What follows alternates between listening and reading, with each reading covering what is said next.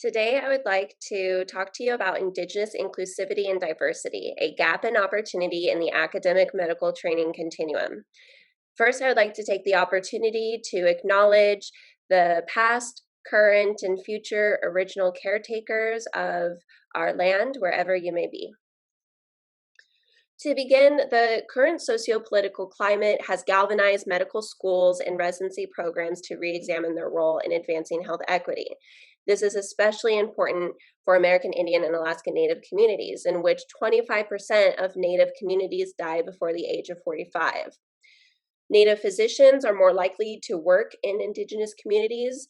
Thus, one strategy to address these health disparities is to increase the number of Native physicians in medicine. And to help academic medical institutions tailor their efforts, our study sought to answer two questions. One, how do Natives fare throughout the academic medical training continuum? And two, in what specialties are Native individuals entering and practicing?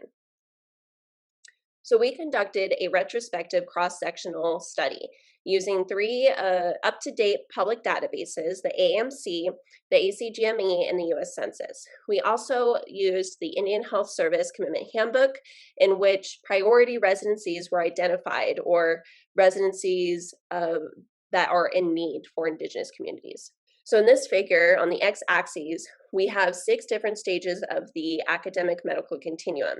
And on the y-axis, we have the odds of a Native individual progressing from one stage to the next compared to their white counterparts. And notably, we found 2 specific stages in which there were lower odds: the general population to applying to medical school stage, and also the resident position to a faculty status. Here is our data looking into the different residencies. So we grouped residencies into surgical, hospital, or medical based, as illustrated there in the bottom. And we found that longitudinally, starting from 2011 all the way to 2020, that there was a significant upward trend for Natives entering into surgical and hospital-based residencies. We also examined all of these residencies individually. So we found, for instance, that even though medically based specialties don't have that same upward trend, we did look at psychiatry specifically and found that there is a significant upward trend for that specific specialty. And here on the figure to the right, we have on the x-axis the percent of Natives of all physicians, and you can see that dotted line where it shows you the average percent of Natives in all of these specialties out there.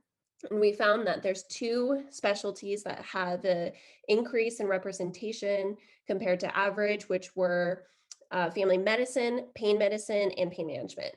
And also, very important to note that you could see some of the subspecialties of internal medicine, that there's a significant decrease in the percent of Native physicians in these specialties. And this is important because on average, Native communities have a higher mortality rate from the diseases that these subspecialties treat. For example, diabetes, cancer, chronic kidney disease, and cardiovascular disease. So ultimately, we proposed a framework for how academic medical institutions can enhance their diversification efforts to advance Native inclusive health equity.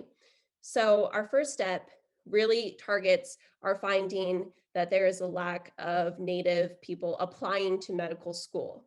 So our study supports prior work of the importance of engaging tribal communities and tribal organizations and forming those partnerships to help recruit more Natives to apply to med school.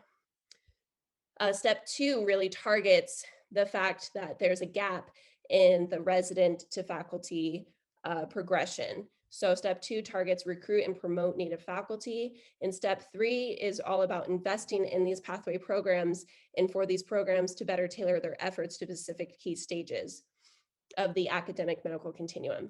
And lastly, step 4, it's important to learn from Native trainees and Native physicians and identify if they have preferences for certain medical specialties. So with that, thank you for your time, and please feel free to reach out to me if you have any questions or comments. Thank you.